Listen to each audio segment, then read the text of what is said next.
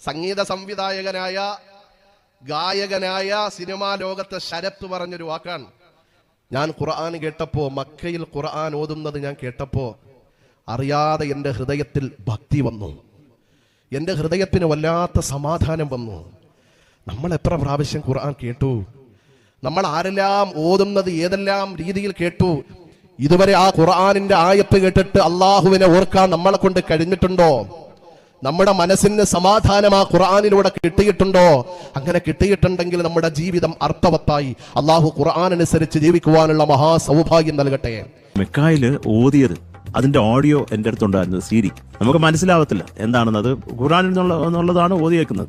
പക്ഷെ അത് തരുന്ന ഒരു വൈബ്, ഒരു ഭക്തി, അസാധ്യം. അത് കേൾക്കുമ്പോൾ തന്നെ നമുക്കൊരു സമാധാനം. അതാണ് ദൈവത്തിന്റെ എല്ലാ കാര്യങ്ങളും. അത് നമ്മളൊക്കെ കൂടാണ് ദൈവത്തിനെ ഇങ്ങനെ പിരിച്ച് പല രൂപങ്ങളിലാക്കി വെച്ചേക്കുന്നത്. ഒരു ശക്തിയേ ഉള്ളൂ.